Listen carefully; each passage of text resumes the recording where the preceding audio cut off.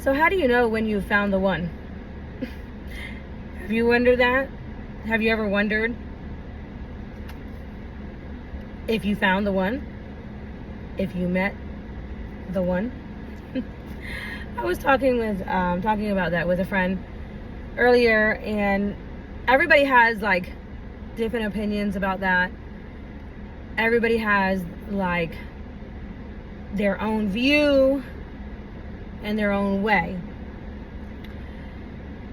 Okay, you can find the one, right? You can find the one, and you may or may not actually be with that one for whatever reason.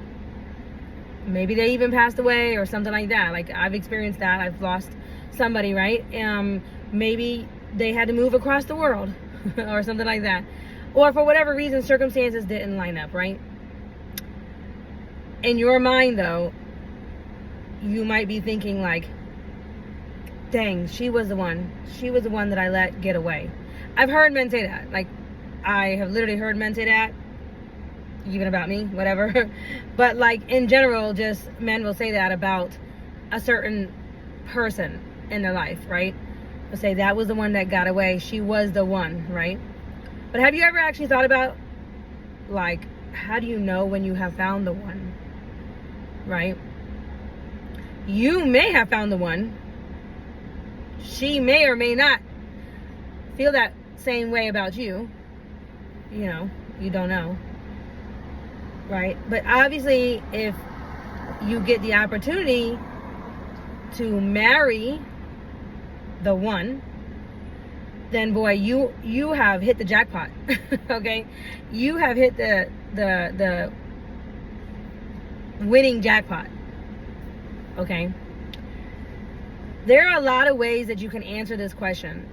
Obviously, when two people have very good chemistry and there's some sort of like soul connection there, obviously you're going to grow attached to each other. There you will form affection for each other, and you know an attachment, and you'll have like a longing for each other, whatever. I mean, that will happen. That will absolutely happen and grow. And these are things people will usually use to describe finding the one, right? Like just that real true, like people will say things like that, but sometimes you have met the one, right?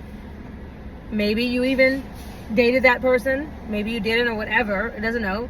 Maybe you just met them at a party or met them at some place or whatever, right? But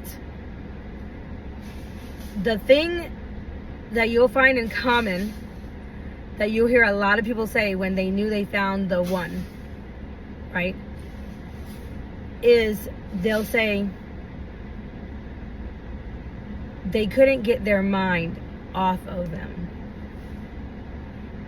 That from the minute they met that person, they never forgot them. They,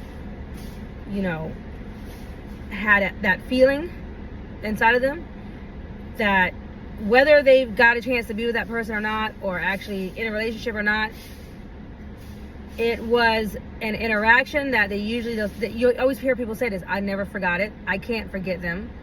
I can't forget her. I can't forget him, right? But let's just say you didn't get a chance to actually be in a relationship with that person, and you move on to somebody else, right? Now, I myself didn't actually have this experience per se. I mean, kind of maybe, but not when I was married to my first husband, my late husband, and when I was married to him and everything, he was my one for me. But I had a friend that I was close to who experienced this with somebody, and she moved on, he moved on, and they did not forget about each other. They always kind of were drawn back to each other at different times, whether it be in gatherings or whatnot. she would mention him, he would mention her, and even so far as he named his daughter after her. Whether that was consciously or unconsciously, who knows? Who really knows? But that was quite obvious, right? I mean, I would say it would probably be very safe to say that everybody knew that they had a very strong love bond connection. Okay, it was like no denying it, right? They did both move on and whatever, right? But you know, it was like, even when you're in another relationship, you can't help but kind of wonder about the other person. Your mind might go to the other person, right? The one for you. And I would say it's pretty safe to say that not one day will go by, a lot of times, where you don't think about that person. Now, unless you have actually met a new one, right? Especially if you've lost a spouse in death and whatnot, and you know, you've really obviously had to release them, right? And maybe you've found somebody else who kind of, you know, had that same type of sensation or whatever, right? But you know, what I'm saying is, outside of that or whatever, you know, a lot of men, you'll hear men say like, you know, she was the one or whatever, right? Now, unless you meet somebody, or you're many years away from seeing that one, a lot of times your brain, your mind will continue to drift back to that person, like a lot, right? And that is what they call torture.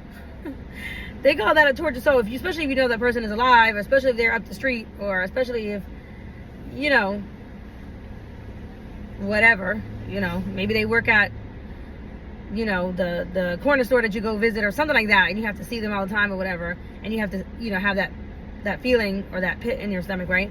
But especially, I would say, especially, and this is my opinion, when you lay down at night and you are in your bed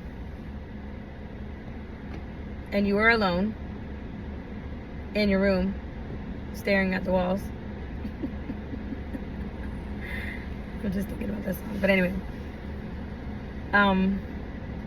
Especially when you are laying down at night, or when you go to bed, especially in that dream, in that before your dream state, you know, when you're relaxing and your mind drifts to that one,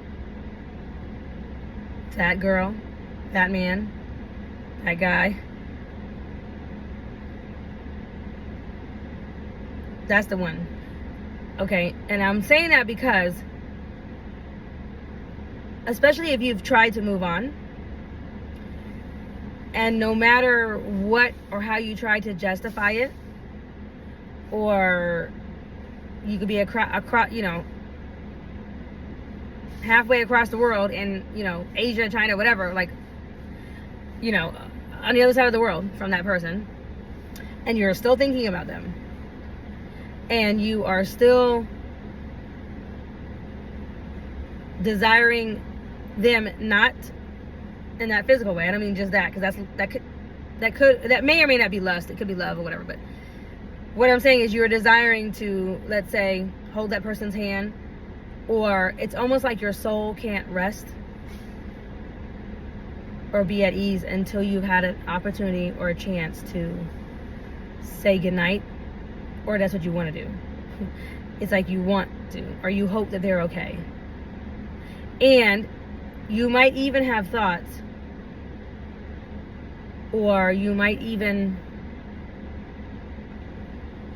think to yourself, even if you're not with that person or whatever, right? You could be states away or halfway across the world or whatever, but you think to yourself, if and when you have to hear that something serious has happened to that person, right?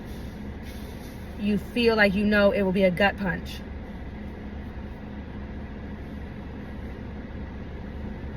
If, let's say, something was to happen, right? Especially if you never got a chance to really be with that person or speak your piece, right? Even when you are in relationships and you're in a full-fledged relationship, let's say you're either married or you are, you know, dating or whatever, because I remember I did experience this with my first husband, my late husband. I remember when I did break up with him. I did break up with him twice, but the second time I was like for sure it was going to be like I was going to break up with him, right? But I did absolutely experience this. And after like 3 months or so, it was almost 4 months I think we broke up, and I did try to start dating somebody else, you know, I didn't have one day that passed that I didn't think about him. But especially when I tried to make the decision to go ahead and be with that other person, it was like it came flooding back. And in fact, like I said, I told my story in another video.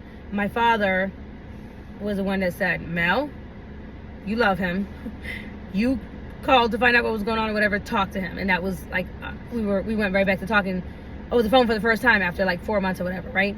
But I was attempting and trying to actually move on, and I thought I was doing it. I was young.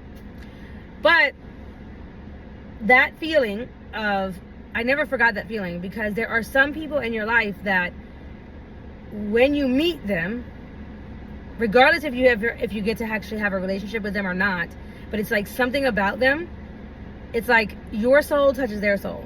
It's hard to explain, right? But you know there's an instant spark. There's an instant chemistry, right? If you get the opportunity to explore that some, and you do have a relationship with them or whatever, and you do become close or whatever, but you do have to still separate, or whatever the case is, right?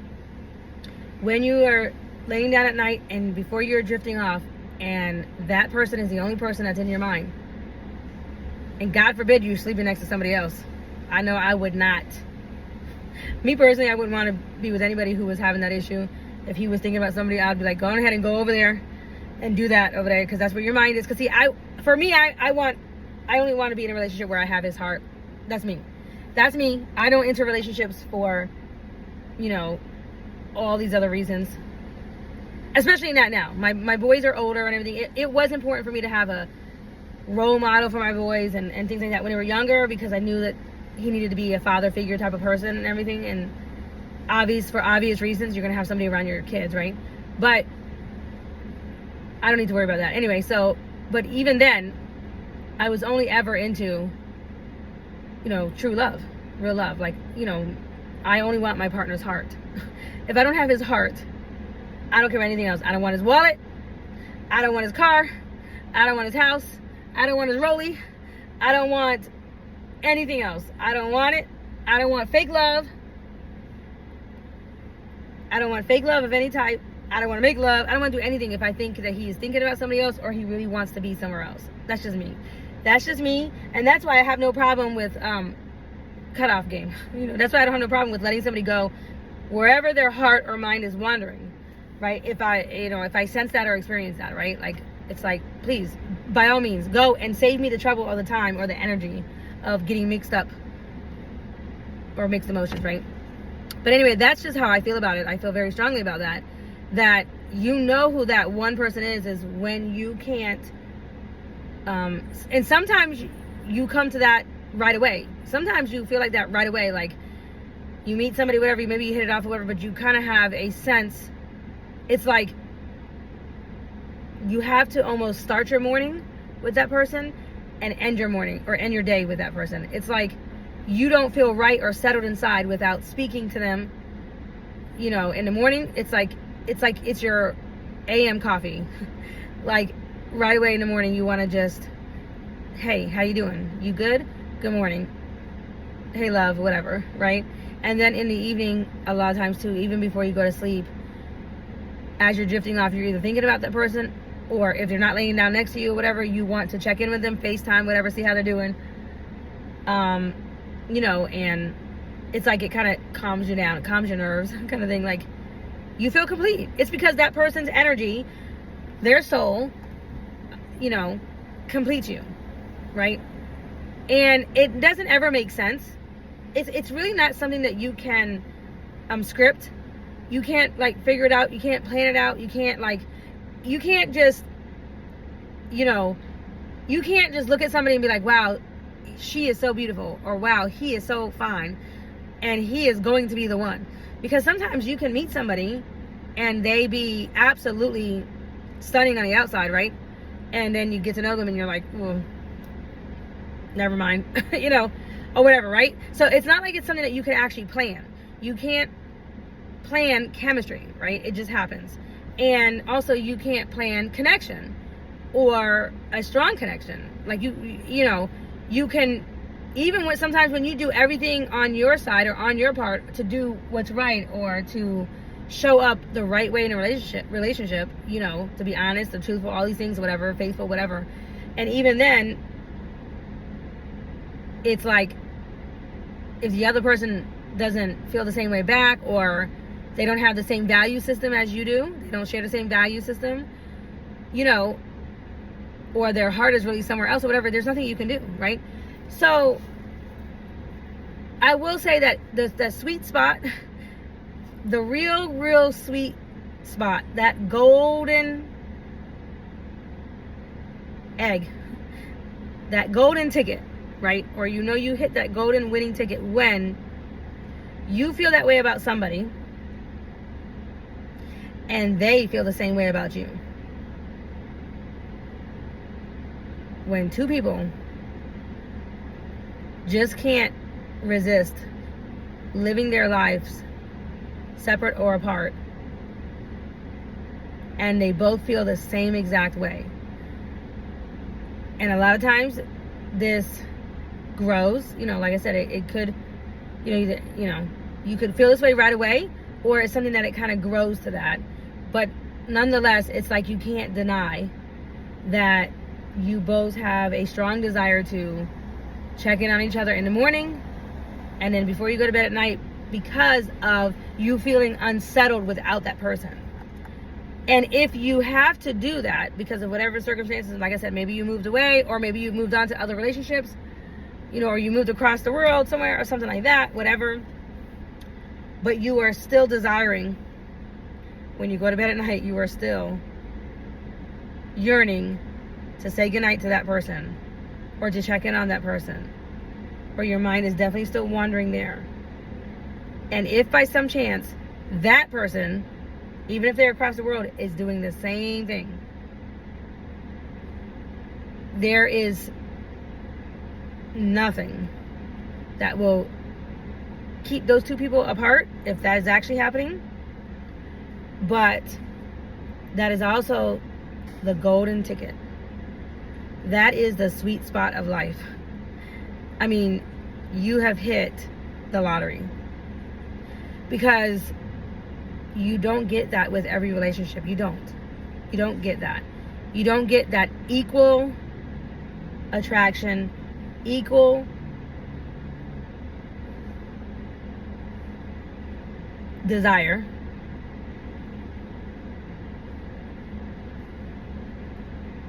and that equal type of feeling. You don't get that with every relationship. You don't get that with every soulmate either, right? I mean, you can even have a soulmate and you don't actually quite get that, right?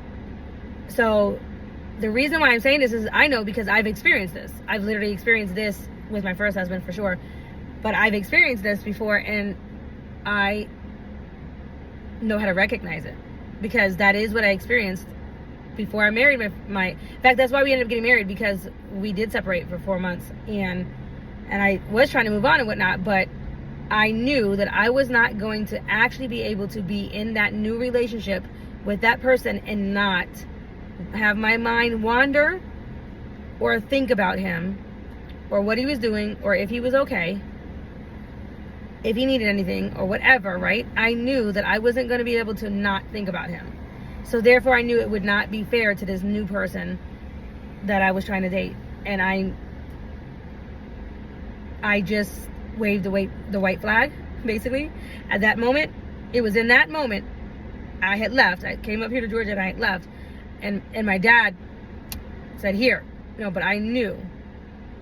I surrendered in that moment. I surrendered. I completely I knew that my soul was not going to be at ease apart from him. And he was the one, and I was the one for him too. He felt that way. So I'm sharing that because bottom line is, sometimes you have found the one, right? And even if the two of you both feel that way, let's say maybe your person is, they do have some serious issues or things that they got to work on, or God forbid, they might be, locked up, or just for whatever reason you can't get to them, right, or whatever. Don't ever deny, or don't ever think in your mind and push that feeling away and say, nah, they're not the one, or nah, it wouldn't have worked out anyway, or nah. No. Because if you are thinking that and they're thinking that, or if you've ever got confirmation that you both feel that same way or whatever, right? You can absolutely be sure that you have found the one. Now, it is perfectly fine and okay when two people acknowledge that or whatever, and they still decide maybe for whatever reason to not be together, because of circumstances, or like I said, it could be anything, jobs, whatever, things get away, whatever, things get in the way. But in your psyche and in your heart, right, you always know who the one was, right? And for me personally, if I know that I'm not that person's one, like if I feel like if I don't got his heart or whatever, I don't want nobody. You better not even tell me, but I don't even want to know about it. Because that to me is like, I would rather just let you go ahead and live your life with the one, or whoever that person is, right? Because I wouldn't want to live in anybody else's shadow, for sure. I wouldn't want to live in anybody else's, like, where you can't live up to whoever that one was, right? For them. That would, for me, that's torture. And I just don't want a relationship like that at all. And so even with me losing my first husband, who was a soulmate and a very strong relationship, I had to be very careful about, making sure that, nobody that I'm with, that he doesn't feel, like he's being compared to him. Because I look at people individually. And I approach people individually. And I approach relationships and things individually, meaning like I actually look forward to the newness of the new person. But because I had a good experience with my first relationship, okay, and because I had a good experience growing up seeing my parents and how they were in relationships, and how they were together in their marriage and everything, and the happiness they showed, and the way they treated each other, the respect, the love, and all of that, right? Like I say, it's hard to downgrade and deal with anything less. It's hard to put up with anything less. Now, that's not to say like if my dad spoiled me that I gotta be spoiled too, but it is true that when you at least make your children feel loved and secure and supported and whatnot, they're going to look for those same type of emotions and qualities in their relationships, right? And a lot of times it is true that when girls are spoiled by their dad, they want a man that's going to spoil them too, right? But in general, that's not what I'm talking about. What I'm saying is that when you have experienced a real true connection with somebody where it didn't, time, space did not matter, money didn't matter, kids didn't matter. Like I remember me and my first husband, we did decide to have children, but we were married for 4 years before we had children. And even when we had children, we talked about what would we be doing after we were done raising them. Okay, we were happy alone, the two of us. We enjoyed each other's company and our relationship, just the two of us, and we were enough for each other without the kids. But with the kids, they added to us. They just added to our love, right? But in any case, I look forward to each person that I meet in general, or whatever, the newness of what they bring to the table as far as who they are, their gifts, their blessings, their viewpoint, their way about going about things, maybe their way they decide to do things financially, maybe the way they, just in general. I guess it's a kind of like a curiosity, and a welcomed curiosity, I guess you could say. It's how I approach new relationships, new individuals. But if being with somebody new, or if as I'm with somebody new or in a relationship, and I start experiencing or feeling less than what I know is possible in a relationship, then for me, I can't do it. I can't do it. So it's like I said in one of my last videos, it's kind of like if your mother raised you on eating oatmeal every single day, and she made it with butter and that's how she made it, butter and salt or something like that, whatever. But then you go to your friend's house and they make it with butter and salt and honey or sugar or bananas or strawberries or whatever. They just put the works in it, right? It's like, wow, you go back home and you're like, now you're looking at oatmeal like, this is kind of boring. You know, it's like, I know there's better out there. Can we add some bananas to this? Can we add some honey to this? I want a little bit more flavor, right? It's like that. It's like, you'll eat the oatmeal. When you get hungry enough, you'll deal with it. You'll put up with it if you have to, right? But you're over here thinking about and dreaming about when you spend the night at your friend's house and you had oatmeal with bananas and strawberries and cherries on top and sugar and all that kind of stuff. You know what I'm saying? It's like that. It's like that. And then it becomes a matter of, basically, are you really enjoying the spice of life? And are you really being truthful and honest with yourself? Right? With what you know is a possibility, the type of relationship goals, you know, like when you know for a fact, because you've experienced it, right? Then you feel like you're just literally just putting up with oatmeal. And that's kind of blah. Nobody wants to live a life full of blah, right? So that's how you know when you found the one. Because, yeah, they might do this or that. The loving might be good or maybe not or whatever. All those things, right? Is all these things that are all great. You know, the chemistry, whatever. But that one does calm your heart and calm your soul, right? And usually you'll find that that's the person that you could relax. You don't have to sleep with one eye open with that person. And you could be yourself with them anywhere. I used to always say with my first husband, I used to say to him, because we were young, right? And we were growing our money and we were trying to build our money. But I used to always say with him, I would go live with him anywhere as long as I was with him. I would live in a dumpster. I would live in a car. I would live in a tent, whatever, as long as I got to be with him. It didn't matter because he was my home, right? So when somebody feels like that to you, it's like, you know, you won't be able to actually just, your soul will not be at rest. You want to start your morning with them and you want to end your night with them because you are genuinely more than concerned. It is literally more like a good night.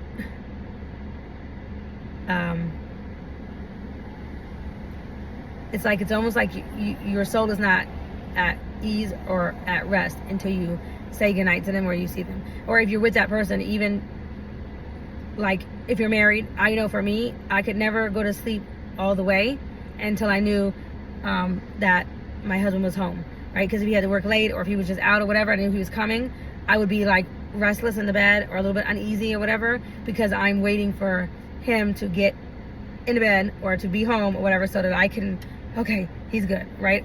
It's that kind of feeling. It's that feeling. But it's that right there. Wherever your mind wanders to whoever that person is, that's the one. That's the one. No matter the good, the bad, the ugly that they bring, or whatever they have, or the things that they need to work on, it don't matter about all these other things. It's like, if you are with your group of friends, or if you are with somebody else, or if you are at work, or when you're trying to go to sleep, or when you're trying to wake up, and your mind is going to that person, it's like no matter what you do, you cannot stop thinking about that one person, especially if they're alive, right? Like, there's no amount of drinking, smoking, getting high, whatever, that's going to actually take that thought away of that person. That's your soul telling you that that was your person. That's the one. And if you are lucky enough that that other person feels the same way about you, you have hit the jackpot. You have literally found that winning lottery ticket.